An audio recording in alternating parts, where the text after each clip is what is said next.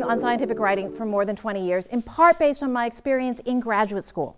That I had fantastic mentors. I had really excellent advisors and worked with terrific people. So I learned a lot about how to do an experiment, what's a control, what's a good research system, how do you know when you're done. But when it came time to write, nobody actually had very much to say to me, except, you know how to do this, don't you? And what do you say at that point? You're a 5th year or 6th year graduate student? Actually, I have no idea. Sure, yeah, right, yeah, okay. And so go and do it. And so I did do it. And what I discovered then and repeatedly since then, that although in the process of writing my papers and writing my dissertation, although my data remained the same, my results did not. Anybody ever have that experience? Not yet? You will. You will. You will. Okay? That I didn't do any new experiments, but the process of writing changed what I thought I had, and in fact, what I had, and what I published, and what I'm known for. And that struck me as really interesting and surprising, because it suggested that in the process of writing up, it's such an odd metaphor, you know, I've got the results, I'm just going to write them up like the laundry list. And the process of writing up my data and my results, that I was actually discovering new things, and therefore this was part of science. And here I was at this mecca of science, and nobody had anything to say about it. Now, I also thought that sounded like an opportunity, and it turned out to be. And I was fortunate that I ended up shortly after that at Duke, where I met the then director of writing, George Gopin, and I ended up being able to make a career in scientific writing. So I want to talk to you about strategies for thinking about writing that I learned back, 20 years ago and have been promulgating ever since. Because this is a group that's particularly concerned about communicating not only who's communicating especially outside of your specific discipline, what I want to focus on in the 2 hours that we have together are things that will help you in both arenas. So I'm going to try to introduce you to ways of thinking about language that I hope will open the door to thinking more broadly and to going off in search of other resources and other materials. And I've got there's a second page in the handout that has resources that will come around a little later. And in addition, we'll give you some materials that you can work with in PCR and going forward. Okay? Let me ask a couple questions first, though. How many of you write about your science once a week? I'd like a show of hands, please. And don't worry, this is not a prerequisite for being here. Okay? No, not for, okay. How many of you write about your science once a month? Oh, that's a little better. That's pretty good. How about once a quarter? At least once a quarter. All right, so we got anybody who's up at 6 months or a year, once a year, who didn't get their hands up there? Everybody writes at least once a year? Okay. Please think about your PI. Think about the person who runs your research group. How many of them write about science once a week? Please raise your hands. Yeah. Okay. Guess what, guys? You just signed up for the job of writer. You did. I mean, you know, you are going to live and die, not only by the quality of the research you produce, but more by your ability to get it out fast enough and to get it into the right place, into the hands of the right readers. Scientists are writers. Sorry, I didn't like that either. You know, I had a high school teacher who was so disappointed I was going into science because he said, she writes so well, and I thought, heck with that. So I find it very amusing that this is what I do now. So scientists are writers. Let me give you one more twist here. It's not just this, that's an easy sell. I mean, you know, look, let's be clear. You're going to be writing, and you can think, oh, I'm not going to run a research lab in an institution. I consult in the pharmaceutical industry. I've worked for government agencies. That's what scientists do. That's what experts do. They produce texts. Your job will be as a writer.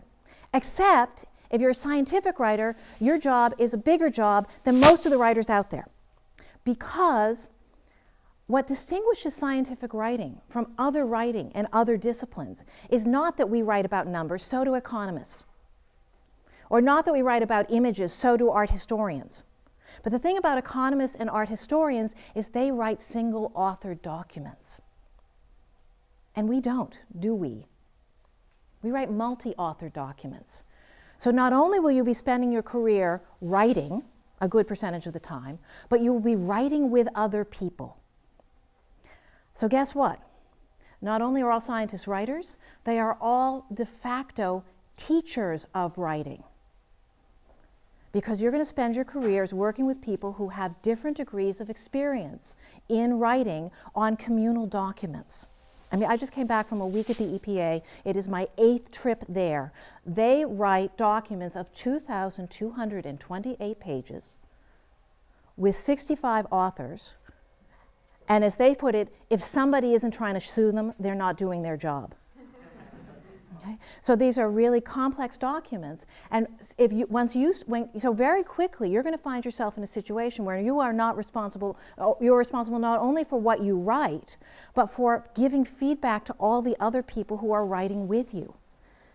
And unless your co-authors give you what you want and what you need without any feedback from you, you are in exactly the same situation that new instructors in our writing program are in when they face their first stack of papers. Because, I mean, somebody teaching a writing seminar can't go in and rewrite all 12 drafts that the students have failed on and tell them what to do. They've got to provide feedback that enables the writer to get better. All right? So that's the framework for what I want to do tonight. Is I actually want to sort of move you to thinking about writing and language and to a different perspective, to one that I think you'll find more systematic and more logical. So I'm going to give you a couple metaphors for thinking about it, and then we're actually going to do some hands-on stuff. All right, and I'm going to set you up to think about how to analyze things, and then I'm going to let you do a bunch of revisions that come from a workshop that I gave at the National Institutes of Health several times. It's actually an exercise that was developed at NIH using materials from NIH, and that's what we're going to do. Does that sound worthwhile for the next couple hours? Okay. All right. So what I do is I teach writing from the perspective of readers. And that's interesting because most of what we hear about writing is from the perspective of writers. And it asks us to figure out, and by that I mean you're sitting there, writers have problems. Writing's hard. You got a blank piece of paper or a blank screen in front of you, and the question is, what do I say next? And what do I say next? And I got 5 pages to fill before Tuesday if I'm in a writing class. What am I going to say? I only have half a page to say now. Okay, and how am I going to do this? Or you got the situation of, I've only got 150 words for this abstract, but I've got 400 words and I still haven't said what's important to me, and it's due tomorrow because it's always due tomorrow, right? And because you're spending so much time in the laboratory getting the data, and because writing, you should know how to do this. You can just do it in your sleep. So we're constantly in this situation where we're in a panic, typically, or at least concerned about what am I going to say next? And then we get all this negative feedback because it seems whatever you say next is the wrong thing. Okay, yeah, so let's go there. So I work mostly with students. What I have are courses for graduate students at Princeton. And so I work with graduate students, but I also meet with their faculty. So let me tell you a secret that I tell all my students. Your faculty are expert writers. They're not expert teachers of writing, and they often don't even have a language for capturing their expertise. They've learned it the hard-earned way. They've been copy edited to death, which is the only way we knew how to teach writing until about 30 years ago. Go in and change it for somebody. See the changes I made? Yeah, I see those changes. Now you know what to do. Great. Yeah, if I ever think that thought exactly this way, I'll know what to do. How do I think a different thought? So we need a more systematic approach. So your advisors, the professors here, they couldn't be here if they were not expert writers. But they don't have a language, and that's what I've been trying to develop for talking about their expertise. And so they don't have a way of passing that on to their junior colleagues. Imagine trying to do your research without a specialized vocabulary. Imagine if we didn't have a word called control, and you were trying to explain this to people. Everybody would be pretty frustrated. Okay, how did this get there? So thinking about writing from the reader's perspective, ask you to forget about, never mind what I want to say. There's a place for that. You got to get to a draft.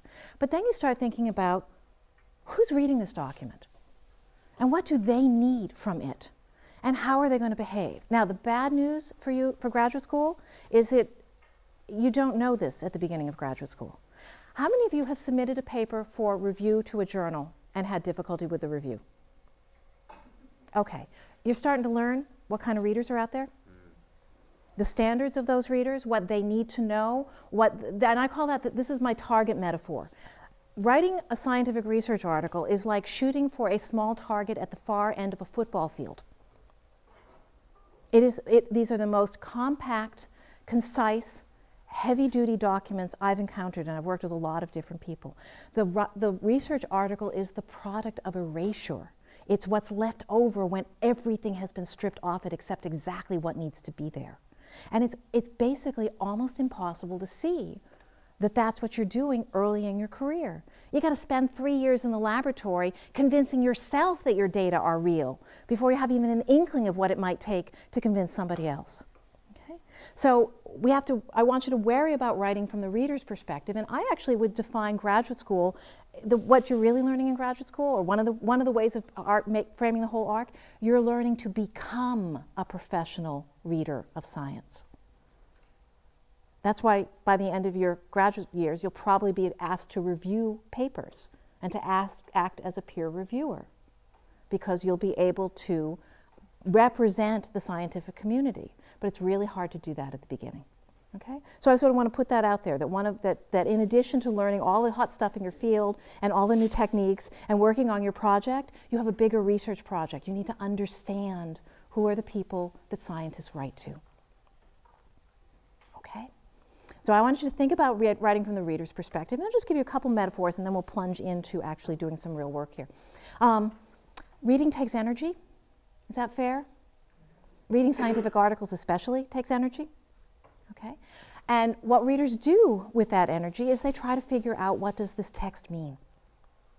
And I would like to say that they're worried about two different things. Where's my chalk? Oh, it's up there. I knew I put some chalk aside, but then the board disappeared. Okay. What readers are trying to do is writers produced a text,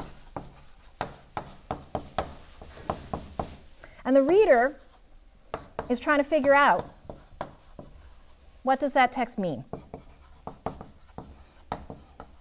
And I want to say that what readers are doing is they're interpreting a text. And you might not like that. You might think, no, we like to think of text as if they're the magic code, like, here's the text and here's the decoder ring, and you'll unpack what I packed into this text. Sorry, reading is not stuff it expander. Okay? Readers interpret. They look at the words on the page, and they look at what they understand about, the writer, purpose, setting, language, field, okay? And then they figure out, what does that text likely to mean in that context? So readers are interpreting. And what this means is that there's no way to control what anything means such that everybody interprets it the same way. I like to call this the thermodynamics moment. It's going to take you back to that moment in freshman chemistry where you contemplated the heat death of the universe. Thermo gets recited as, you can't win, you can only break even. You can't break even except at absolute zero. And you can't get to absolute zero. Right? Okay. This is the thermodynamics of language. Texts don't have fixed meanings. Words are arbitrary. The syllable ma is in almost every language on the planet, and it has a different meaning in every one of them. Okay? Words don't have fixed meanings, they have interpretations. Interpretations are assigned by readers, and therefore interpretations, possible interpretations, are infinite. And so we're going to start thinking about readers. We have to think richly about readers, about the ways that they might interpret in the way we intend, but they might, for reasons that are pretty obvious when we think hard about them.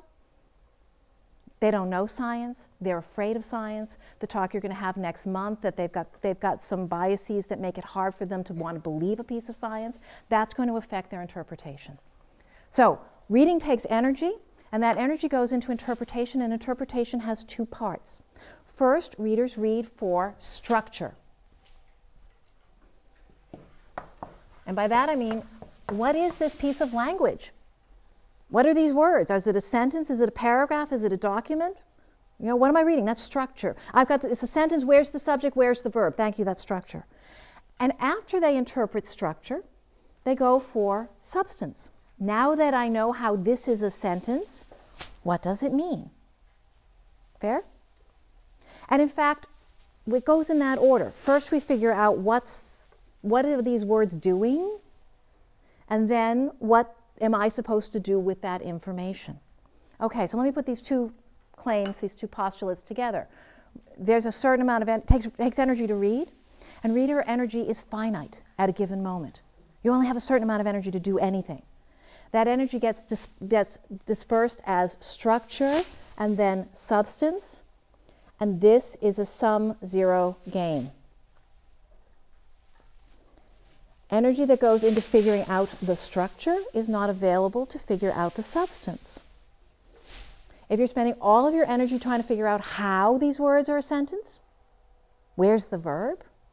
Where's the second clause? What's the subject? Then you have very little energy to figure out what it might be telling you. And that's a real problem for us because our substance itself is sometimes really complicated. It needs a lot of thought. Okay? So we can actually, and I'll give you my working definition of bad scientific writing. Bad scientific writing is writing that requires a disproportionate amount of the reader's energy simply to figure out what it's all about. That's probably 50% of the literature right there, yeah? Okay. All right, so more. All right. Well, I'm hoping it's getting a little less. All right, so readers are worried about structure and substance. Now, I'm going to jump ahead because I've got reference there. We could talk more about that and I could build up a whole structure. But I'm going to jump into a set of what I call reader expectations. So because readers are reading for structure before they read for substance, if you know something about what readers expect in given locations, you can make some predictions about what readers will do with information in those locations. I'll give you an example. The readers, when you're reading the scientific research article, you're reading the most structured document, academic document for sure, that any field has. Where do you expect to get the experimental details? In the methods section, right?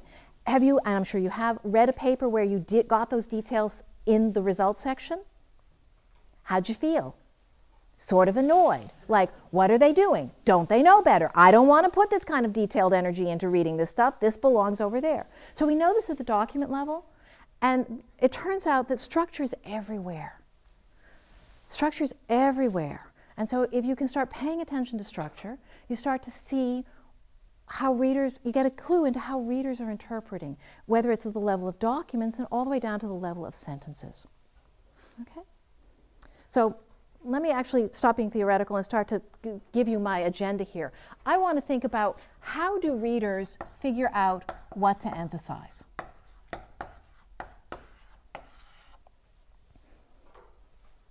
Because if you could have a reasonable, if you could be reasonably confident that your readers were emphasizing what you thought was important rather than what they thought was important, that might be 50% of the job right there. If when you said this is, when you put something out because you thought it was important, you were confident that they said, oh yeah, I got it. That's important. I'm going to pay attention to it. Okay? One of the challenges of writing about science, actually of any field, but especially science, is that sometimes we have competing messages to deliver. There is this result. There is this uncertainty. There's good news. There's bad news. And one of the dangers, and we see this happen all the time, is that what I want you to emphasize is not what you decide to emphasize, and you run with the stuff that I would like to minimize, and you make it into a big deal. Right? So what I want to look at are how do readers make decisions about emphasizing information? And then we're going to work with this handout, and then I'm going to put you in groups because I've done this big a room full of groups, so you get to do some hands-on stuff. So what are the cues that readers use to figure out what's important? I'm going to give you a structural cue. If I have two clauses in a sentence, although blah, blah, blah, blah, blah, main clause, which are you going to emphasize most? Main clause. Yeah, you can hear it in the name. Readers tend to grant emphasis to the information that arrives in the main clause. Main clause is also known as an independent clause. It's the freestanding clause. Okay? And you can hear it in main clause, subordinate clause. We shouldn't have to make this explicit, but we do. Main clause is where we get the emphasis. Okay. A second cue for emphasis that we don't have time to develop, and I'm just going to tell you. I'm going to tell you the proverb. Save the best for last. Right? So there's a tendency of readers to emphasize information that arrives at a moment of closure, at the end of something, if they get to the end. Okay? At the sentence level, they get to the end. The chances of a reader leaving in the middle of one of your sentences, unless you've bludgeoned them to death, are really slim. They may check out immediately after the sentence, but you can predict that a reader will stick around to the end of a sentence. So there's a cue for emphasis. What comes at the end tends to get emphasis. Okay? You with me? Let me give you another cue for emphasis. From a reader's perspective, something that takes longer to go into must be more important, right? If it demands more energy from you, you hope it deserves more energy from you and that it's more significant. So there's a cue for emphasis in terms of length. And this explains some experience I had in the laboratory. You probably have too. You do an experiment the same way 10 times, and it runs properly 9 times, and then you have to write it up those 10 times, and somehow the one time it didn't work seems to take over the whole thing because you're spending so much time and energy and so many sentences trying to explain away the anomalous result that all the good results have disappeared. Right? So length is a signal for emphasis. Here's a fourth one. Repetition. And you might think, oh, we don't like repetition in the scientific research article. Baloney! What's the main result? Where is the main result of a scientific research article reported? Somebody tell me. In the abstract, and in the results, and in the discussion, and in the title, and hinted at, we hope, at the end of the discussion, at the end of the introduction. How do you know it's the main result? Because it's the result that gets repeated. So we use repetition as a source of emphasis. We don't want repetition that is unnecessary. That becomes redundant. But we certainly use repetition, so we know that cue. So part of what you see what I'm trying to do, I'm trying to surface in you what you know as a reader, but you've never been probably able to access and capture as a writer because you didn't have a language to do that. Okay, one more source of emphasis, and I'm going to put it down here. And it's a category. I'll use the formal term is semantics, i.e. words. The words can tell you what's important. If a writer says the most important thing is, then unless you're being, sort of annoying and uncooperative, I think you'll believe them. But the words themselves sometimes signal importance to us, right? If you've got a hot word or a buzzword or a word that is in big, it has a lot of power in it, the word can carry things as well. Now, most writing handbooks talk about emphasis and talk about writing in general as if writing with 80% word choice. Find le mot juste, the right word, and it's always the right word if it's French. Find le mot juste, and 20% structure. And we're going to do an example that I hope will convince you that it's the other way around. That readers take 80% of their instructions, at least for emphasis, from the structure. Words count, but much less than you think. And I think this is great because I love structure. I'm a scientist. Structure is what we do really well. So if you can start paying attention to structure, you will see all sorts of things. Okay? Questions before we turn to the handout? Is it making sense? Okay. Let's take a look, please, at the handout, which you've got. And I should put, well, I'm going to pantomime without my glasses. And I want us to take a look at these first 4 sentences, and I'm just going to read them to you. Everybody got a handout here? This is the one that has the PCR on the top. Oh. If somebody comes down towards the front and could bring some extra from the back, that would be great. I got a couple people here who need them. Okay. Maybe I will get my glasses while we're doing that.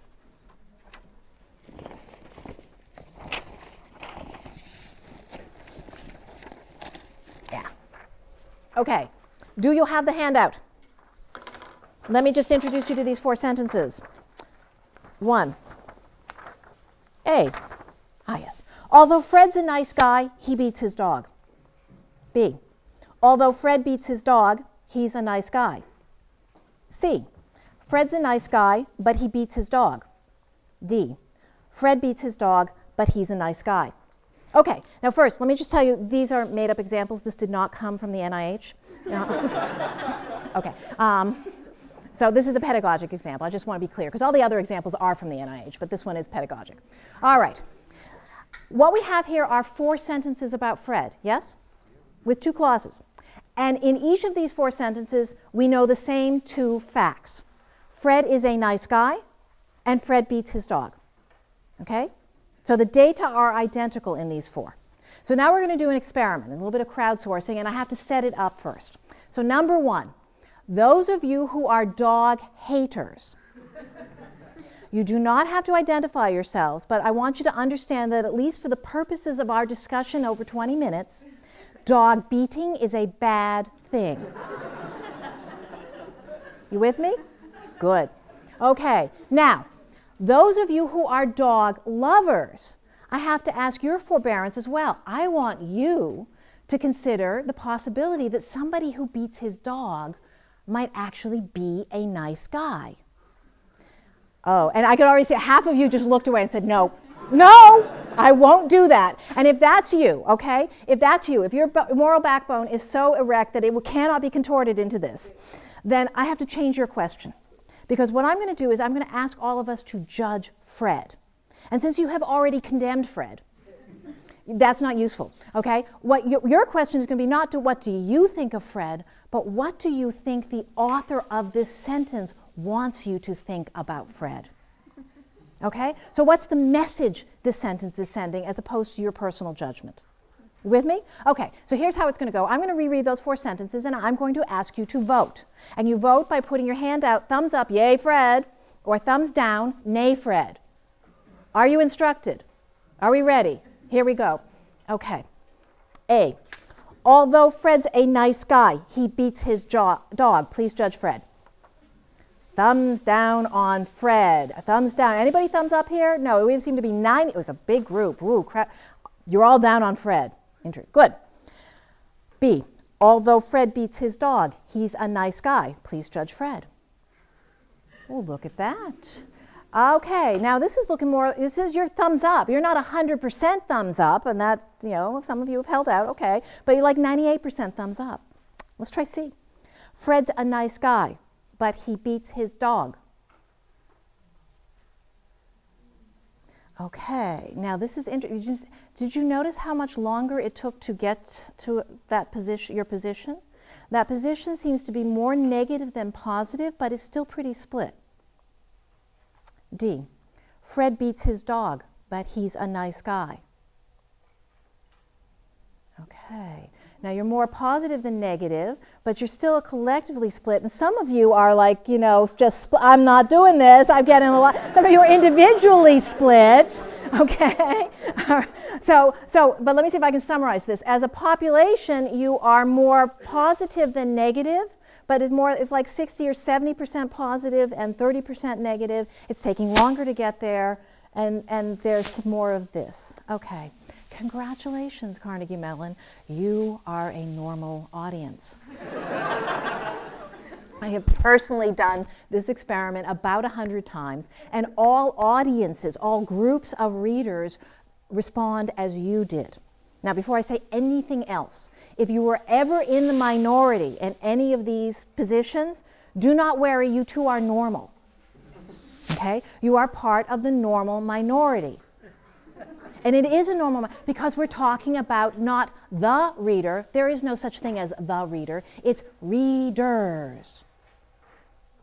And this is I love it when there's this many people, because I can actually do real statistics if I want around here. And so real readers respond as you do. Now, how did you respond? Hey guys, you changed your minds.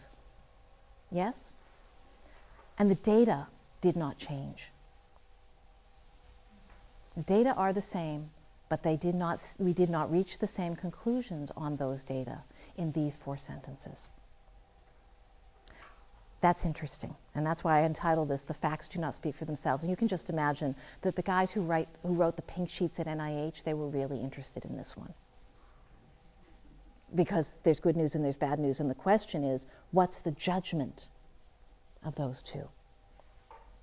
Okay? What's going on here? Well, we've got two clauses, and they are the same length. So we're not even dealing with this part of it. We're just dealing with these two expectations. We've got two clauses. One is a main clause. The other is a qualifying clause. One clause is at the beginning. One clause is at the end. So let's go through these four of them and analyze them. Although Fred's a nice guy, he beats his dog. Main clause, beats his dog. End placement, beats his dog. Two structural instructions pointing in the same direction to emphasize dog beating, and you all got it. 100%. Thumbs down. Fred's a bad guy. That's what I'm supposed to take away. B. Although Fred beats his dog, he's a nice guy. Main clause, nice guy. End placement, nice guy. Your response? Go Fred. Go Fred. Now, you know, the dog beating presents some people. There's always a group that just can't go there. Right? So it's like 98% for BU, typically. All right. Now, let's look at C and D. Fred's a nice guy, but he beats his dog. Main clause, nice guy. End placement, beats his dog. Can you feel the ambivalence?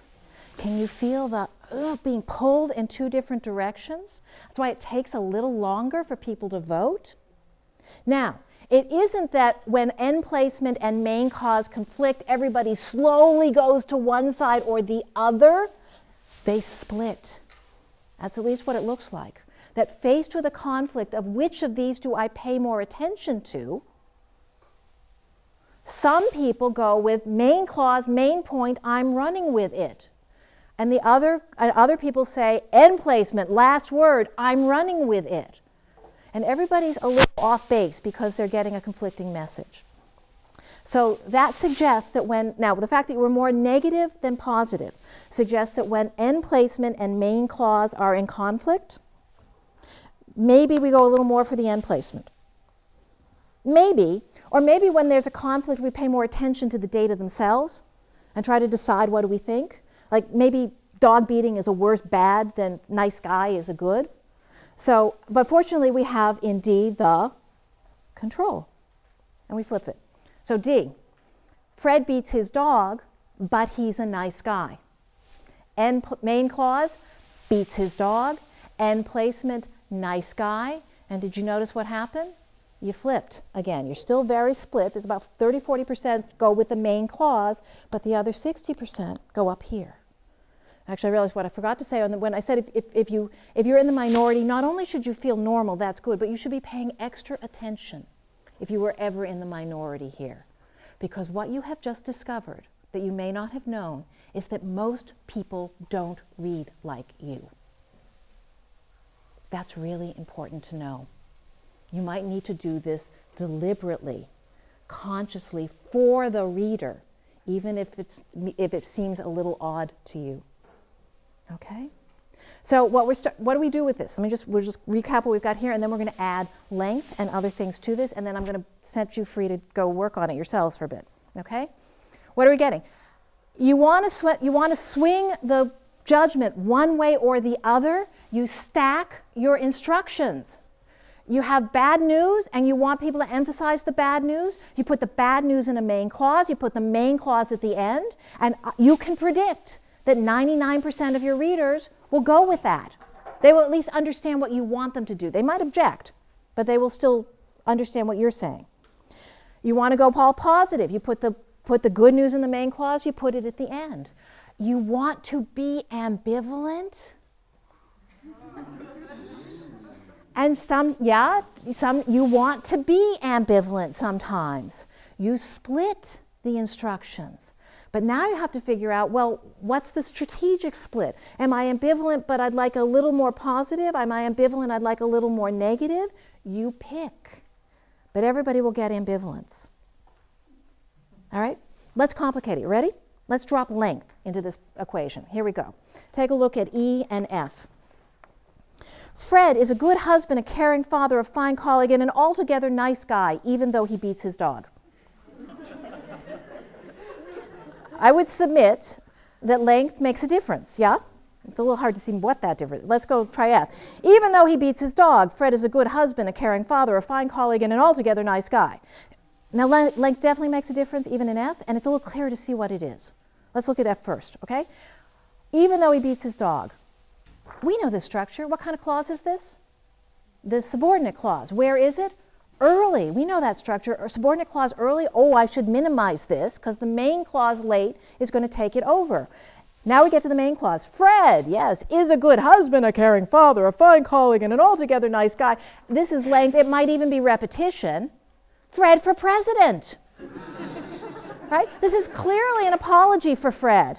By the time the sentence is over, the dog has slunk off and walked into the back room, and we've forgotten about him.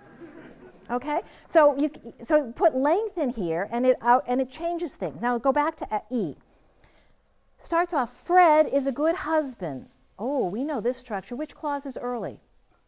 Main clause. Fred is a good husband, a caring father, a fine colleague, and an altogether nice guy. So now we're already looking at the structure we saw before, the C and D, right? Where the main clause is early and the subordinate clause is late. Now the last time we looked at that structure, when faced with a conflict between end placement and main clause, readers went with the end placement. What have we done now? We've dropped a lot of length into the main clause.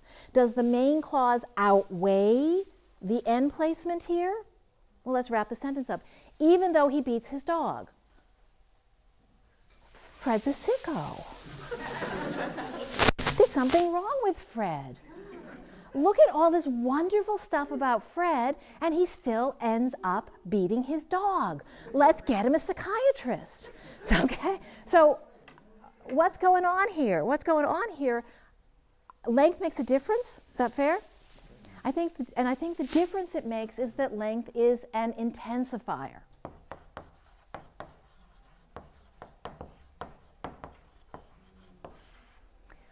It adds to the message. So if you're sending an ambivalent message, oh, it gets really ambivalent when all the length gets dropped in there. You're sending a really strong message one way or the other, that bit's really clear. Let's actually try this together with the next examples. The next ones are actually imagining reworkings. How might you use this? And then we'll put one more thing in here. Okay, let's imagine that you are a congressperson from some district, and you've just voted on the very controversial MRX plan. And if you want to say sequester, go ahead.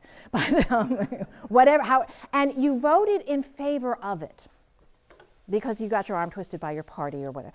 But your constituents are ambivalent about it. What message do you want? Just pretend. Whatever MRX is. You decide where. NSF funding. Okay? Pay rate, okay? And your constituents, you're not you, you're a congressperson. Your constituents are ambivalent about it. What message do you want to send home? That you're ambivalent, right? Because if you look like you're a big booster of MRX, all the people who don't like it are going to feel that they've been shut out. So you want to be ambivalent? How do you do that? You split your structures. Particularly, you want to bring in all the people who are against MRX, but you want them to still vote for you. And what do you say? The best you can say to them, I know I didn't like it either, but MRX, but I'm on your side. Take a look at G. Yeah. We should invest in the MRX plan even though the risks are high. I know, it sucks. This is why you send me to Congress to make these hard decisions for us. It's palpably ambivalent. We're not a big fan of MRX. Yeah? Okay, let's try the next one. Let's imagine you're a different congressperson from a different district, and your district is in favor of MRX, so you have no problem with your vote. What you're concerned about is it is only March of 2013, and the election is 2014, and at the end of the year, and those risks could all blow up in your face between now and then. So you want to get them in the record so that you've got a way to get elected. My son does politics. He said that's the first job of everybody in politics, to get reelected. Okay, and that was news to me as a scientist. I said, I guess that makes sense. So what do? You mention the risks, but you don't want them to take over. So how do we do that? We subordinate them. Put them in a subordinate clause early, main clause at the end. H, even though the risks are high, we should invest in the MRX plan. I'm in favor of MRX. I'm your guy. Try a third version. You're a different congressperson, a different district. Not only is your district in favor of MRX, but it's the piece of pork they sent you to Washington to get. So you are planning to ride the coattails of MRX all the way to re-election in November of 2014. How do you want to come across as the biggest booster of MRX? You want to emphasize support MRX as many ways as you can. Put it in a main clause, put the main clause at the end, and make that clause longer than the other one. Now you can already hear, you know, this, you don't have to be writing scientific writing, although it helps. You can be writing any kind of writing, and this is going to matter. Look at I. Even though the risks are high, we should draw upon whatever funds are available and invest in the MRX plan. All right? There we go. Now, I said I'll make it a little more complicated. You see those extra words in I? Draw upon whatever funds are available. How many of you got the advice to omit needless words? Yeah, I did too. And if ever there were needless words, those are needless words, right? I mean, what other funds would we draw upon? The ones that aren't available? Let's embezzle a little bit for MRX. Okay. So you know, why are those words there? And this is one of the interesting moments. It's the difference between, I forgot my other key term, structure and substance. Substantively, those words are empty. They don't add anything. But structurally, can you see what they do in terms of structure? They're like ballast, the weight that people would put in the base of a sailing vessel to keep the keel down and the rest of it upright. They're ballast to make the main clause the important clause, to make clear what's being communicated. All right, one more twist, and then we get to go to the breakout sessions. Now, I am not saying that structure is 100% and words are 0. Okay? If you have a strong enough word, it can carry the day. For instance, try this sentence. Although Fred's a nice guy, he commits genocide. Now, I'm going to guess that if I ask you to judge Fred, we're going to get 100% thumbs down on Fred. And it's not going to matter where we put in the sentence. You will be universal in your condemnation of Fred. Now, but here's an interesting thing. We're going to unpack this. What happens in those situations is that the word carries the reader's judgment about the substance, but it reflects on it changes the way the reader judges the writer.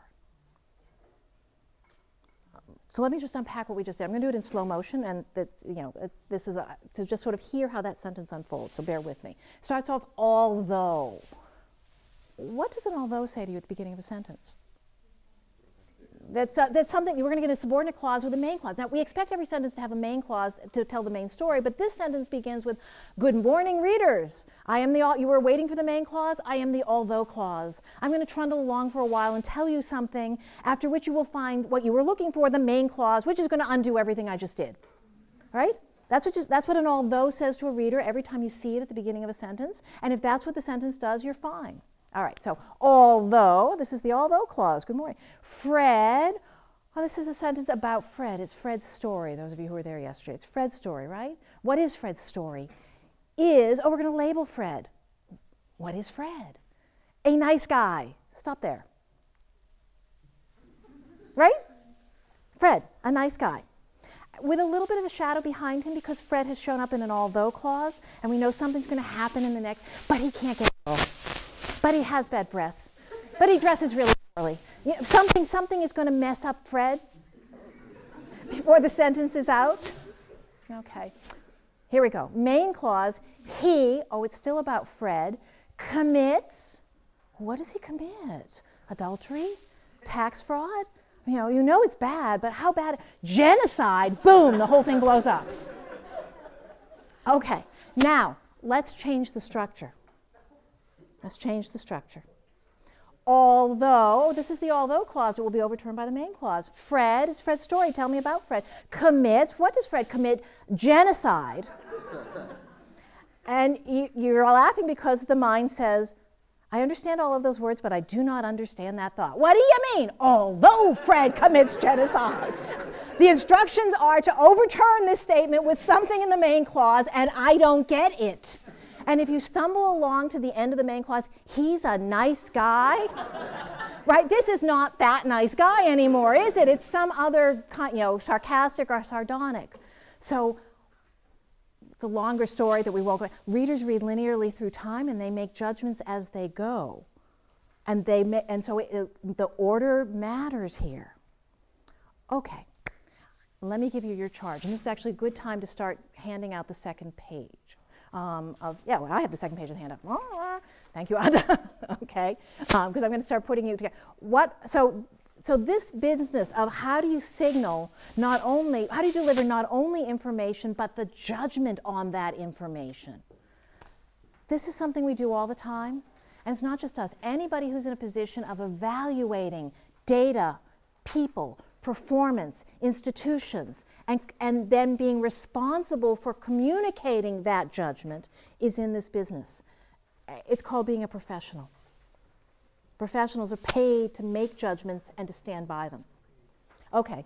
Yeah, it's just one page. Don't worry. I'll tell you what. There's 2 pages. There's 2 pages coming, but there are 2 different handouts. Don't worry. Right next to each other. At NIH, what they were faced with constantly was having to tell the guys upstairs who made the funding decisions and the principal investigator who wrote the grant what the judgment was on the grant. And for most grants, while there were some grants that were so beautiful and so wonderful and so clearly going to work that there was nothing bad to say about them, and there were also some grants that were like so badly put together or so ridiculous or so out there that they were never going to work and there was nothing good to say about them, everybody else had good news and bad news, right?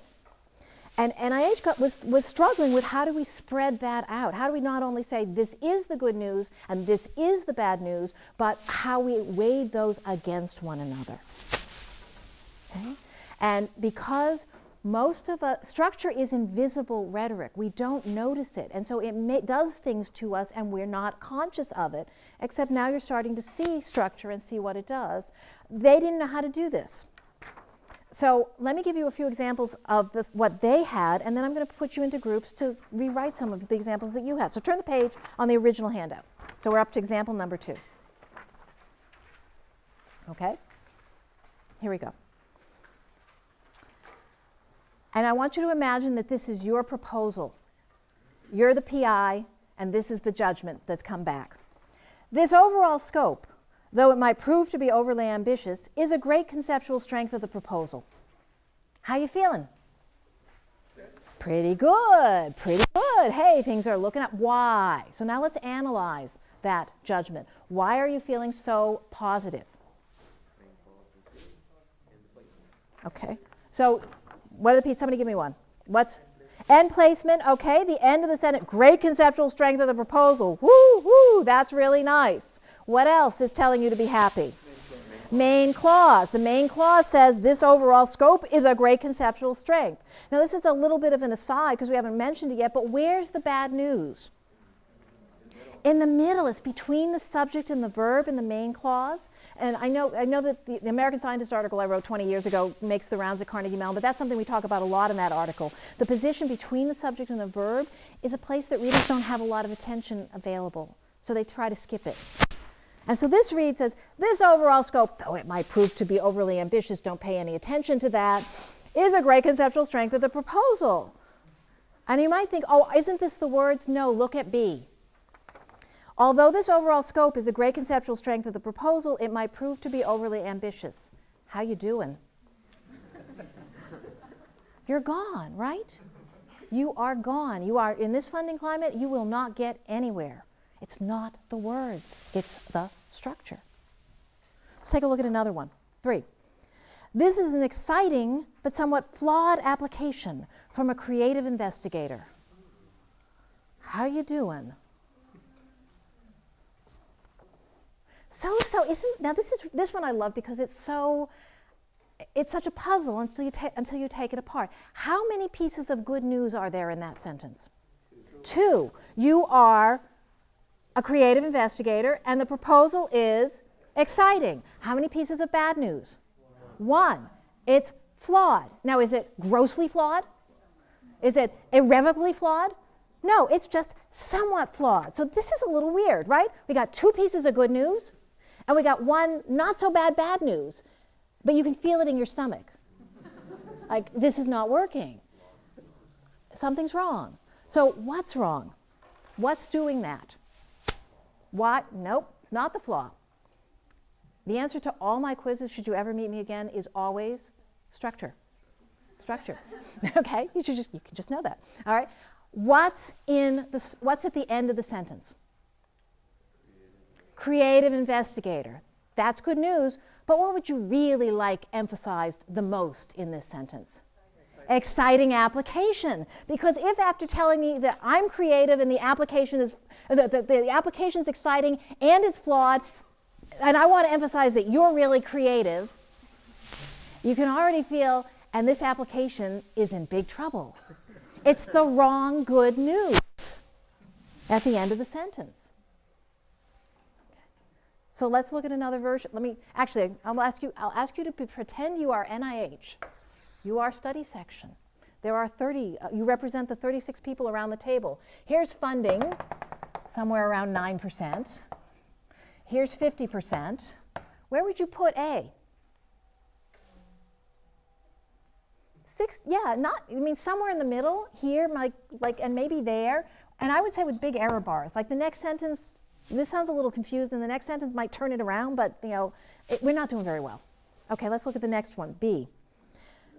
This creative investigator has produced an exciting but somewhat flawed application. The message is a lot clearer, right? What's the message? The flaw is a problem. So are we doing better or worse than in A? Worse, but with very little error bars, right? So, we may be somewhere in here,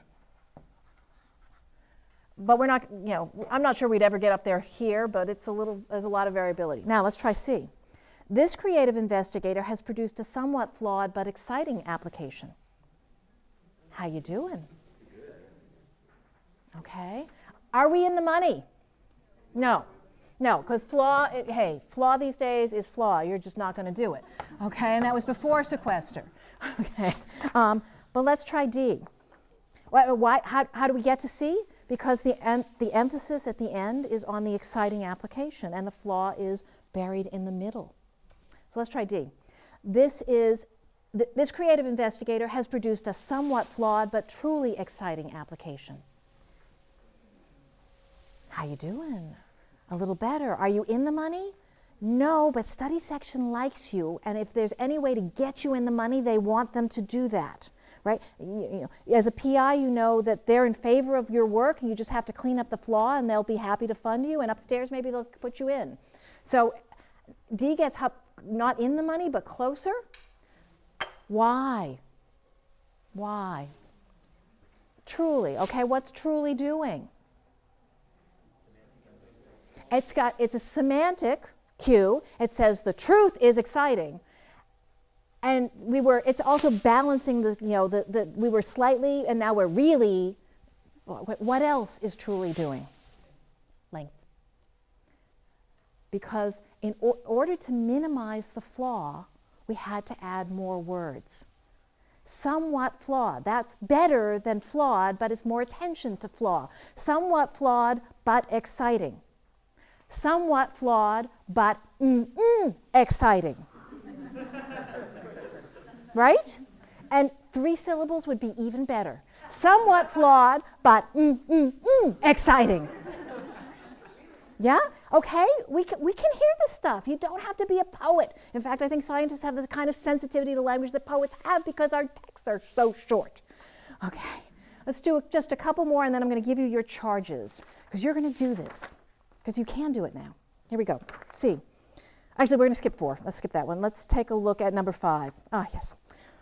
While the hypothesis from this highly qualified investigator is novel, stop there. How are we doing?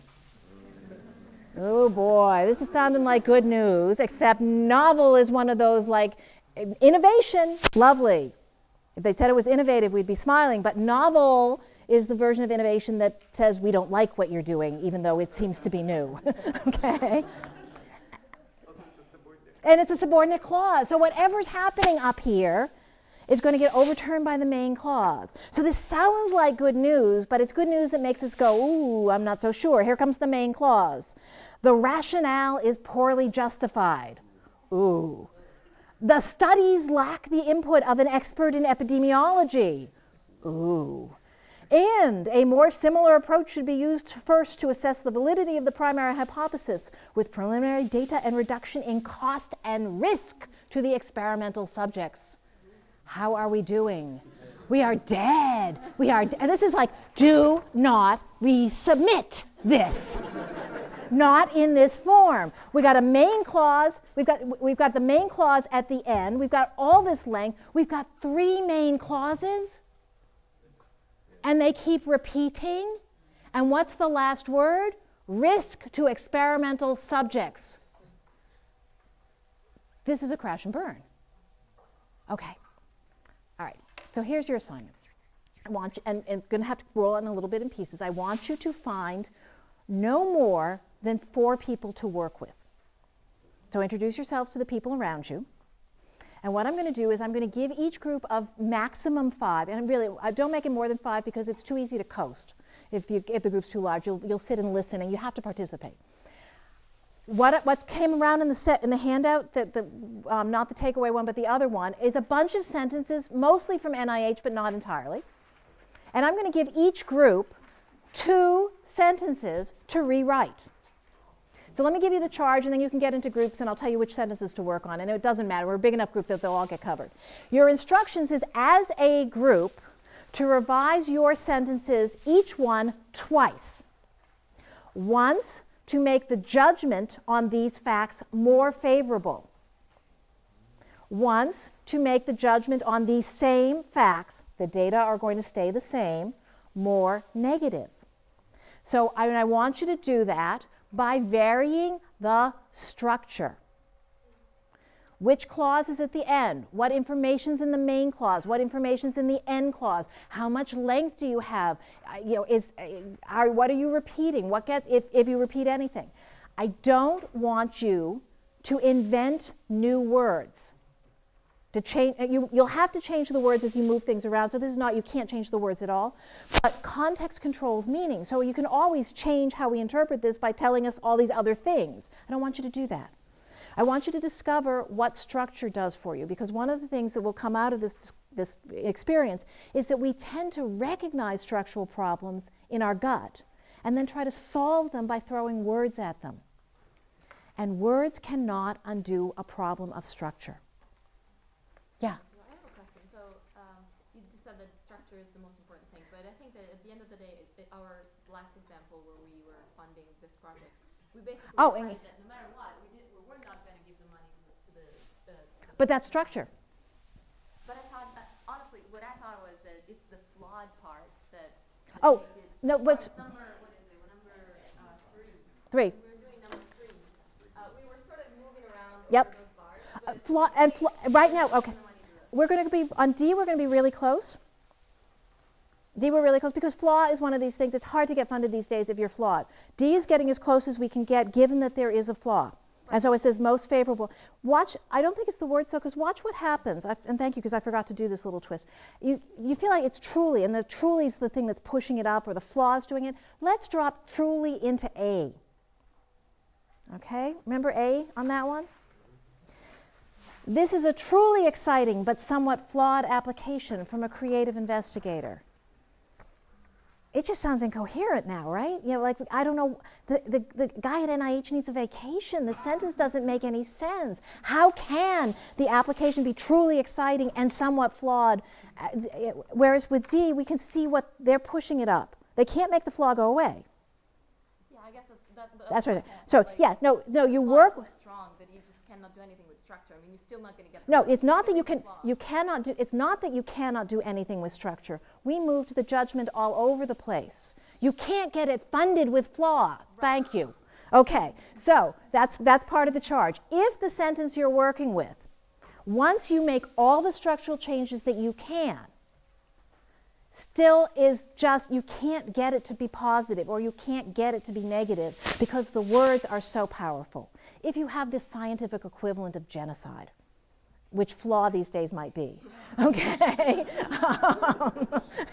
you know, that we just can't get through anymore, then you can change that word. But I want you to not start by changing the words. Our instinct is to go and to change the words. And if you put different words in the same structure, you will deliver the same message, except it will get less coherent. So that's the charge. Would you please find yourselves in groups of no more than 5? I call it in my program Going Meta, to talk through what we did and why it works. Because part of what we did is, you're not imagining readers, you had them all around you. You had strangers telling you what they thought. And did you all agree immediately? No, no. That's really, really useful. Okay, so I want to go through these, and what I'm going to do is that I'm going to read the original sentence, because every group's only looked at a couple of them, and sometimes give a little commentary on it. And then I'm going to ask for the revisions, and I'm going to ask for somebody who had 6 give me a positive, somebody give me a negative. What happens sometimes, now we'll see, this is why I want to leave 15 full minutes to do it, given the size of the room, is that somebody will say, oh, we had more or less the same thing. Yeah, we don't want to hear more or less. If it's exactly the same words, then we'll skip you. But if you had a slightly different version for your positive, then let's listen to that. Because we're going to evaluate, are the positives indeed more positive than the original? And if we have 4 positives, can we see any pattern there, or can we learn anything from the variations in that as well? Okay? Ready? Here we go. First sentence. 6. This current research effort by this investigator has been in progress now for more than 6 years. Stop there. Was that good news or bad news? It's hard to tell. It's, you know, the engineers around us are like, 6 years? I mean, really? Where's the venture capital has gone elsewhere? It's interesting. So that feels neutral at best. Now, I want to point this out because one of the hardest things for readers to do is to undo a judgment that they've made. So we get that first clause, and it's a main clause, right? With a main point. And the main point we think is neutral at best and maybe negative. Onward. But, okay, here comes the qualifier. Unfortunately, what did we just learn? That was the good news. And this is, so this is a terrible sentence, right? Most readers are reading it, and that looks neutral at best, and you'll see the guys that worked on number 6 were like, where's the good news? Because it's there, but we are reluctant to reinterpret. And this is a longer conversation about trying to get the default first interpretation to be the one that you want the reader. Readers are interpreting, they're working hard. You don't want to be the second interpretation, the second reading. They won't get there. Okay, but unfortunately, the productivity of the many studies has been disappointing. And everybody who was working on this, I told, had to think Human Genome Project. Or mapping the mouse brain. I think that's actually what it was. You know, one of these 10 or 12-year projects, and we're in year 6, and this is truth. Okay, somebody give me a more positive version of 6. Thanks. Despite the disappointing productivity, this current research effort by this investigator has been in progress for 6 years and has involved many studies. Ooh. Yeah?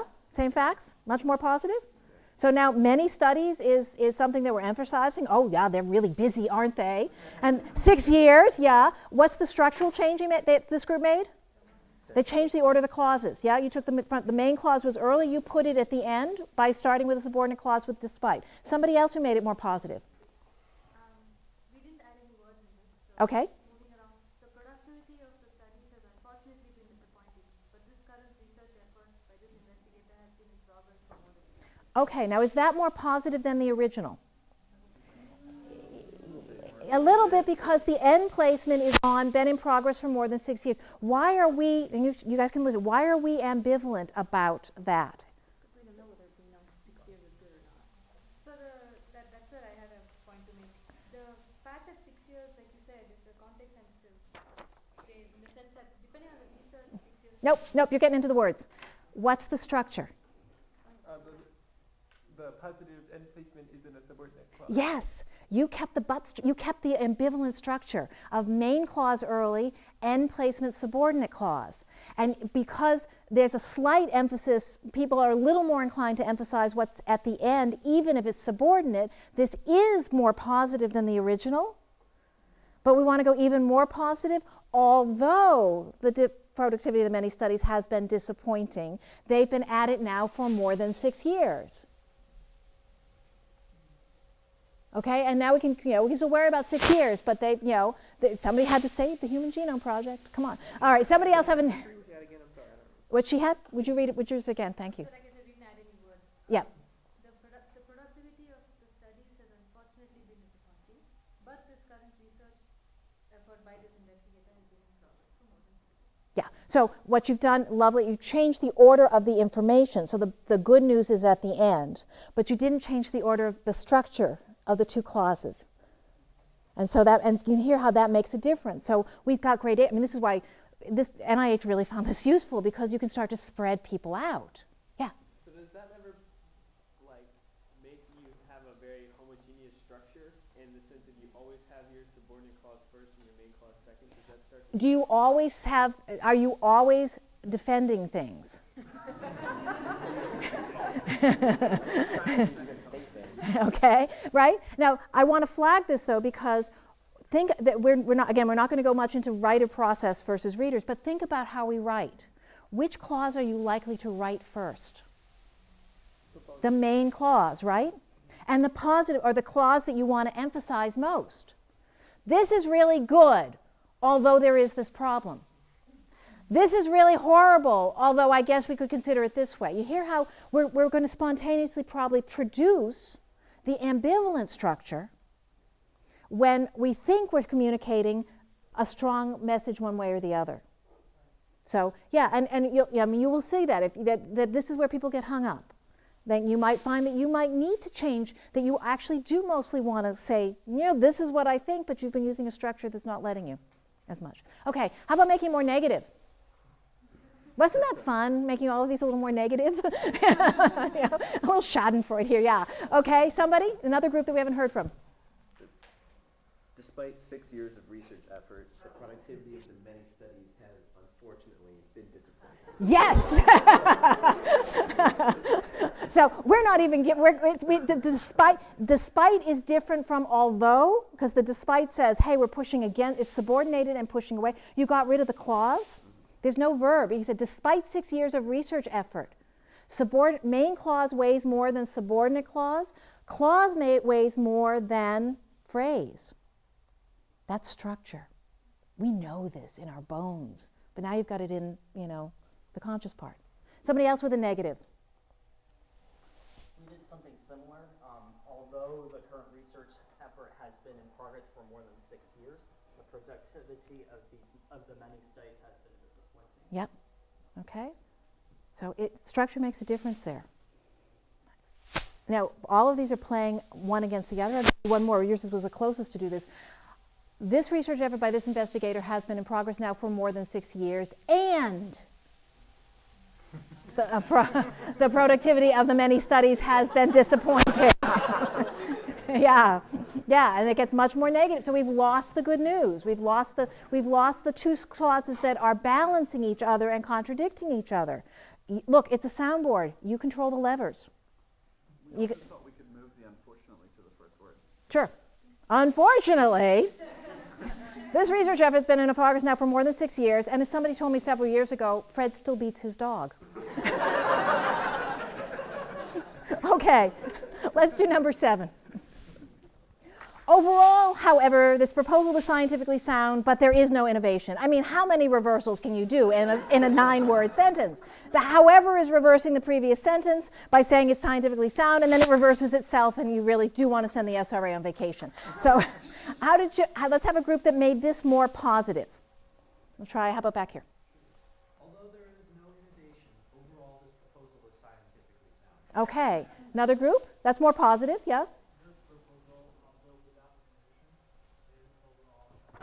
Oh, marvelous. Now let's compare those two. They're both much more positive. Is there a difference between them? Which one do you think, which one is the most positive? The second one. Why? Because not only is the no innovation subordinated, but it's shoved in that position between the subject and the verb that says, don't pay any attention to me. We usually told you to try and not separate the subject and the verb. Yeah. Don't make this hard to follow. Yeah. So that's in the American Scientist article even. So I'm actually not, but I don't want to make it a rule. So readers expect the subject to be followed immediately by the verb, and they would like to put the two of them together because that's structure. Anything between the subject and the verb will be read with less attention and given less importance. It's not a good place to put a lot of complicated information. But it's a wonderful place to parenthetically say, oh yeah, and the way I think of this one, there were 30 people around the table, this was a great proposal, everybody was really happy, and then that guy said, you know, I'm a little concerned about the productivity, and the SRA thought, okay, now I have to write something about productivity, and everybody else at the table rolled their eyes.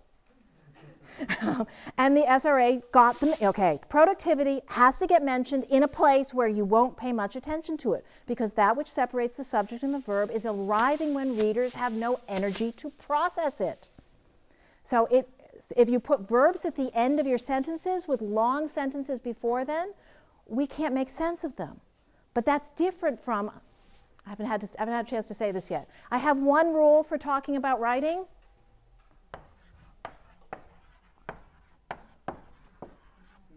Okay? We are doing epistemology. We're making truth claims. We're trying to tell the stories of things that cannot speak for themselves. And we have to pay attention, and that I think is more important than making your English teacher, whoever it was, happy with your sentence. So I don't want to turn it into rules. The rules will fail. They will fail. If we had more time, I could give you a set of expectations that contradict one another, and you'd say, what do I do to get it right? It's right if it's delivering the message you want to send to the majority of your readers. Okay, let's make, so anybody wanted, we had two positives. Anybody have a different positive that pushed that a little further? I think you guys did, on innovation. Yeah, I think it's the same as what was said before. Okay, but what I've heard is no innovation, yeah? And the guys that worked with this, did you feel like no innovation was a problem? Yeah, there had to, like, not terribly innovative. Not as innovative as it could be. Or there's not much innovation. No innovation, you sort of, why are we reading this? Okay? How about making more negative? Yeah, down here. Although overall this proposal is scientifically sound, there's no innovation. Yeah, we're done, right? Although it's scientifically sound, there's no innovation. Great, onward to the next proposal. We're finished. It's really clear that the innovation is the issue. Main clause at the end, it all works. Okay, let's take a look at the next one, because I do want to let you go. Ah, yes. Number 8. 4 publications have been produced in the last funding period, but they are not focused on the 3 specific aims in the previous proposal. Now, I think this one's pretty ambivalent in its original, and I think that was true. Study section was struggling. You know, really productive, but back with the same grant. How did you make it more positive? Somebody who worked on this. Even if not focused on the aims of the original proposal, 4 publications have been produced in the last funding period alone. We could just stop with in the last funding period. That's more positive. Even though not focused, 4 publications produced in the last funding period. Somebody else. 4 publications focused on aims other than those in the previous proposal have been produced in the last funding period. Okay, so this is taking the bad news and subordinating in the middle of the sentence. Also positive. Somebody else. It's similar to the first one, but we had, although the 3 aims in the previous proposal were not focused, 4 publications have been produced in the last funding period. Okay, so again, you're getting it. This idea of taking if you want to sway one way or the other, subordinate the information that you want to de-emphasize and open up space with a main clause at the end for the information you want to emphasize. Which words would you like to emphasize most? 4 publications. So let me give you another variation on this. It gets into other issues that we didn't talk. Although they did not focus on the 3 specific aims of the previous proposal, in the last funding period, the investigators produced 4 publications. It's the same words, right? It's the same words, but we ended on the 4 publications instead of in the last funding period. All right. How about making more negative? More negative. Somebody who had that, somebody who had set at 8 for negative. Come on. Okay. Even though 4 publications have been produced, they are not focused on the 3 specific aims of the previous proposal. Yeah? Even though their 4 publications were reduced, they were not focused on the 3 specific aims. That's a problem. I mean, it's clear that study section thinks that's a problem. You might not agree with them, particularly if you're the PI, but, but you know what they think. Somebody else with a negative? Yeah, thank you.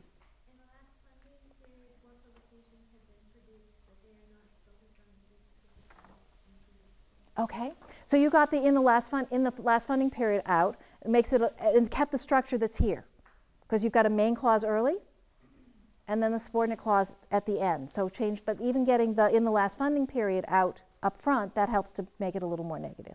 Okay, cool. Let's take a look at 9. A series of indole derivatives have been reported to be melatonin antagonists, although information on the method used for such classification is not provided. Sort of like, well, what are we going to do with this fact? I don't know. And if you think, that's my job, I'm not supposed to make judgments here, just this is what I found. That's not what you get paid for, okay? Coming out. How'd you make it more positive? Somebody who had this one. A series of indole derivatives, although the information on the method used for such classification is not provided, have been reported to be melatonin antagonists. Okay, so we're starting to like this structure of I want to hide something and put it between them. And it might be too long. You can hear how it's starting to get longer. It's like I'm going to hide it between the subject and the verb. Maybe I want to chip it down. But it's definitely definitely stronger. Somebody else? Somebody else must have this, yeah. Well, we moved the word classification to the main, or sorry, the clause that we're trying to emphasize to Okay. increase the length and to decrease the length. Okay, good. So you added, so you played with length as well as structure. Right. So although information on the method has not been provided, a series of indole derivatives have been classified to be melatonin agents. Ooh. Ooh, so we've got two verbs here. One is reported and one is classification. And reporting sounds like, they've reported something, but we don't believe them. Although there's nothing about the method, a series of indole derivatives have been classified as this. We're much less suspicious. It's a different verb. That's lovely. How about making it more negative? Someone? Yeah, thank you.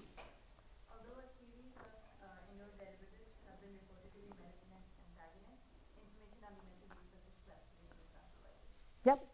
Yeah. And you might think, well, that's not that different, but you can hear that there's a problem that you didn't provide it. I'm labeling that negative by putting it in that position, and if I'm study section or something else, you can't talk to me unless you give me these details. This is one of the problems. Let's look at 10.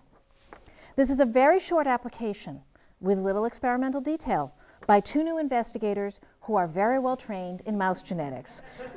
And if this strikes you as a funny sentence, it is. How about making it more positive?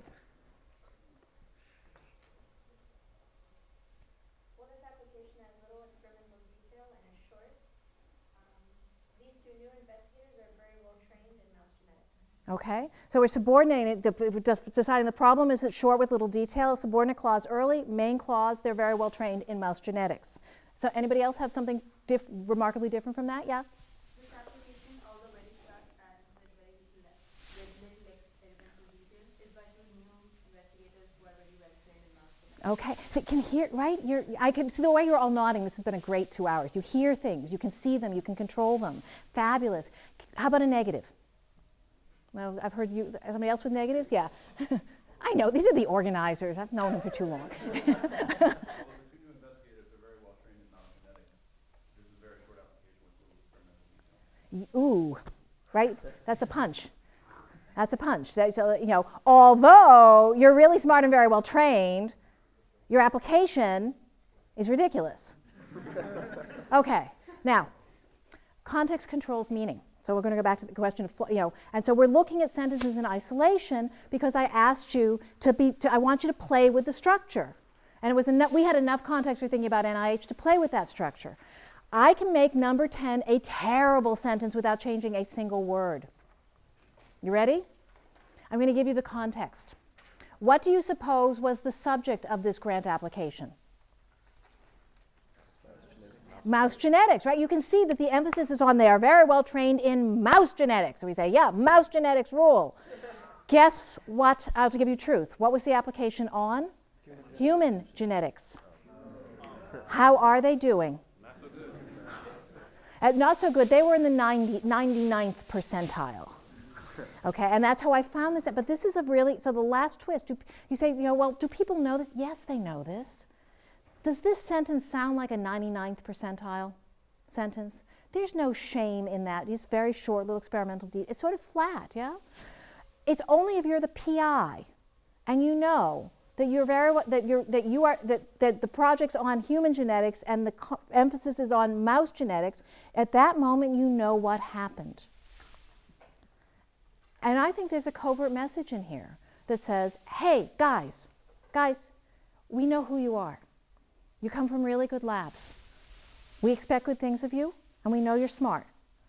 But you have done the classic newbies mistake.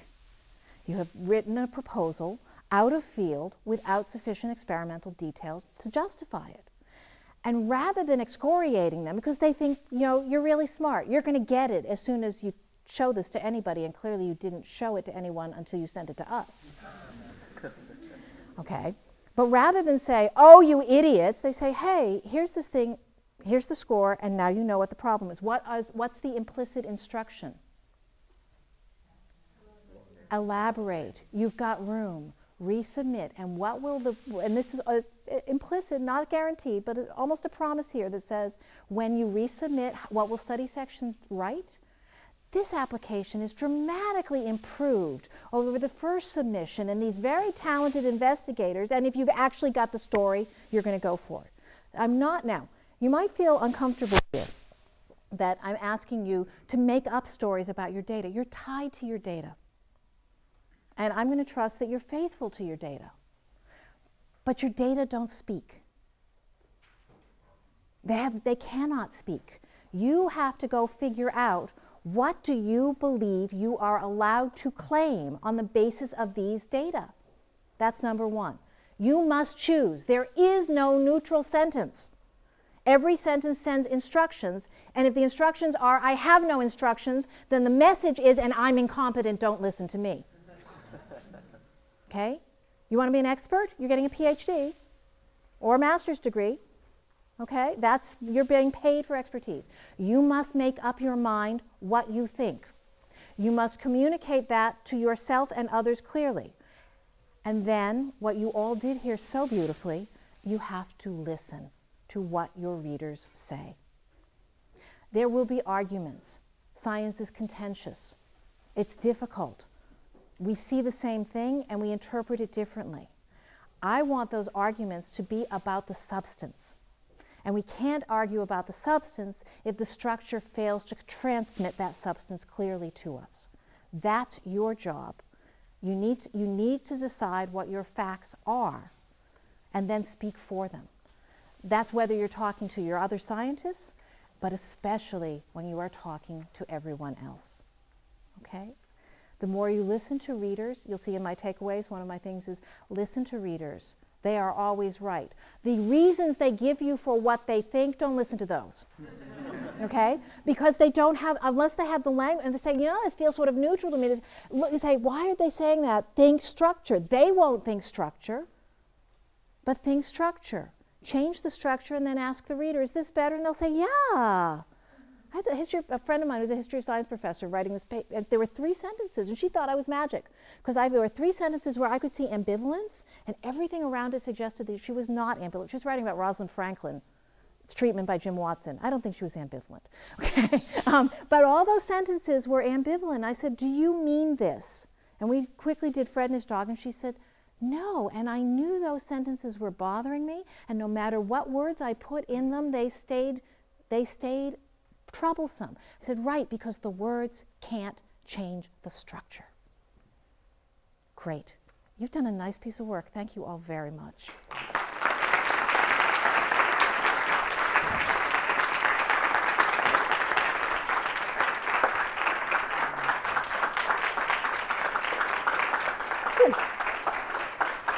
Thank you, Judy. Judy, for an amazing presentation. And I'm happy to take questions. It is 7:03, and some of you have rumbling stomachs. Anybody who needs to clear out of here should do so. I'm happy to answer questions, though. If there's anything left in the back, please do feel free to grab it on your way out. There are also a bunch of handouts from the GCC and from us and Judy's handouts if you haven't gotten those. And you can check out our website, as I mentioned earlier, for more information about PCR. Thanks for coming, everyone. Thanks so much for coming, guys. That was fun. Yeah, I knew this, right? It was the right one. It was the right one to do. Superb. Yeah, that was fun. Superb. That was fun. I loved